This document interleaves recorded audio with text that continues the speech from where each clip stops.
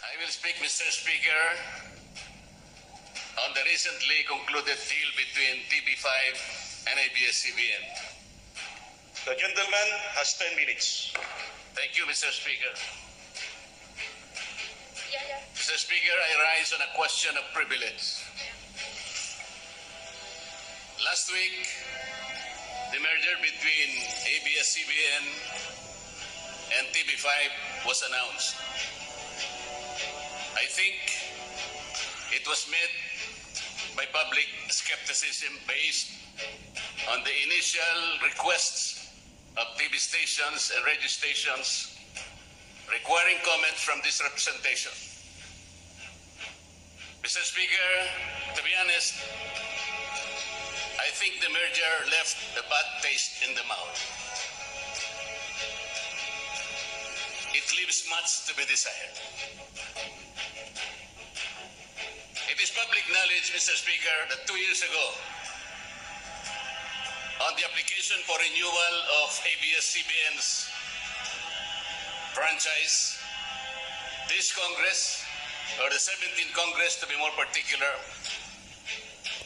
denied the application for renewal because the 17th Congress was able to establish several violations that justified the denial of that franchise. What are these, Mr. Speaker? I can recall a long list of violations. ABS-CBN did not have a permit on the digital broadcast for all their channels.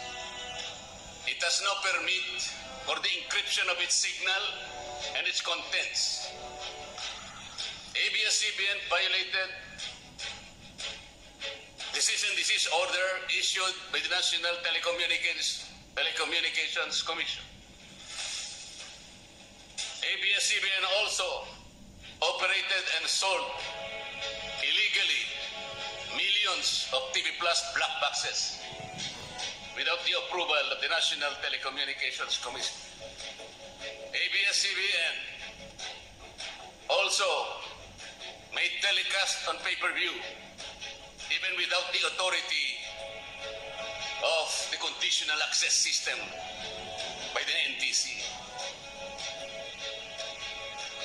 Mr. Speaker, there were flagrant violations, not only the rules and laws, but also the Constitution. I think even the Constitution was desecrated by ABS-CBN by violating the exclusive Filipino ownership and management of mass media by the issuance of what we call the Philippine Depository Receipts. And as I speak today, Mr. Speaker, several employees of ABS-CBN who were terminated illegally by that network won their cases in the Supreme Court, 2 cases of regularization and 6 cases of illegal dismissal.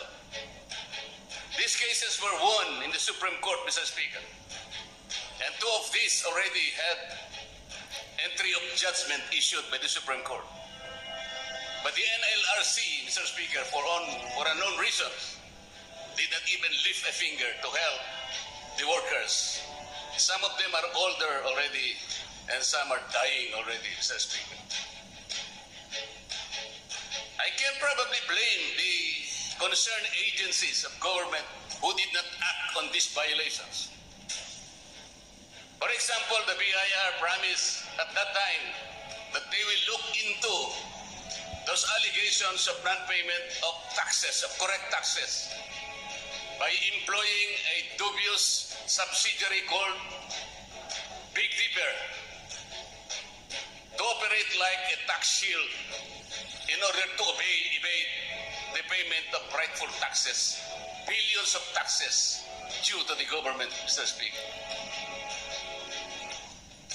There is a subsisting memorandum order of NTC, Mr. Speaker, that a franchise grantee should not enter into commercial agreements in which the NTC has jurisdiction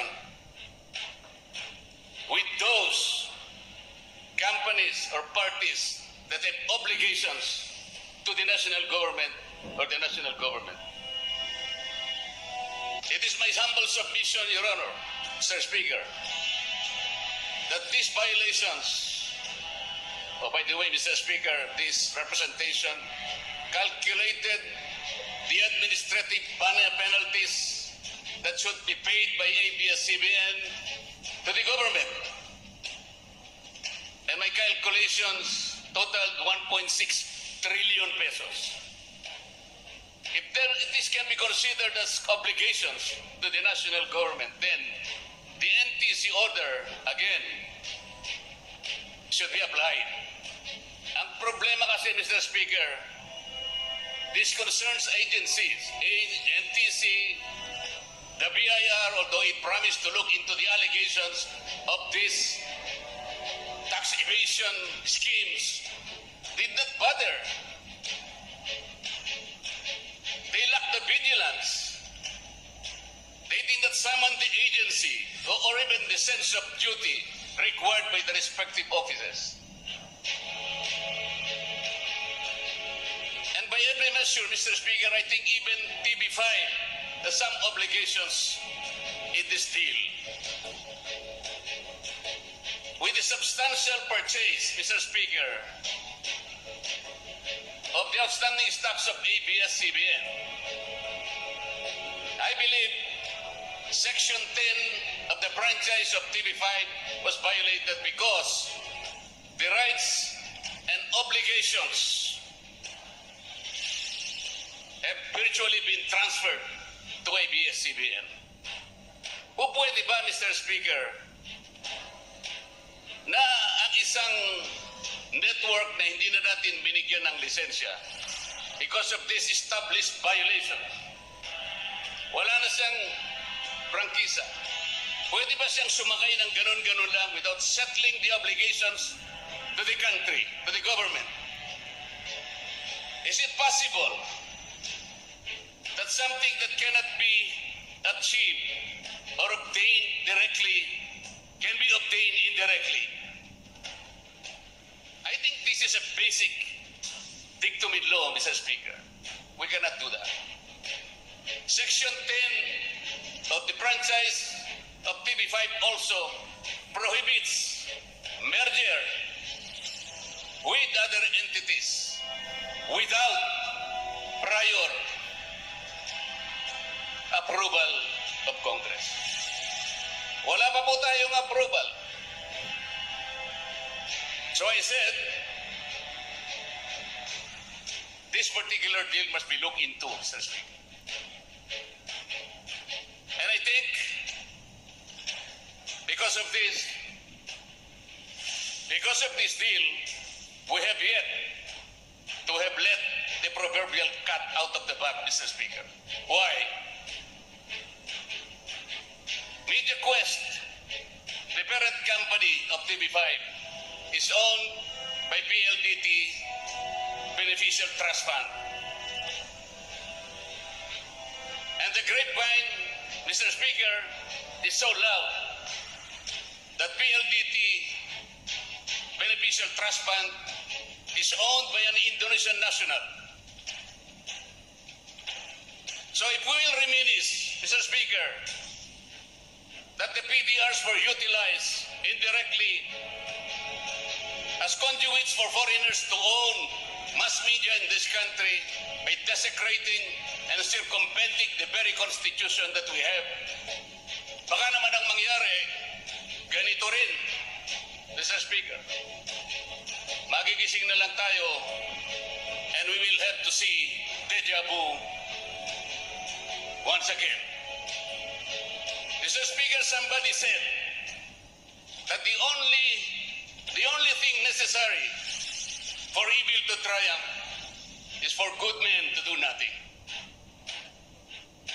I humbly seek the good men of this chamber, Mr. Speaker, to unite and rally behind a good cause and do something. Maraming salamat po, Mr. Speaker.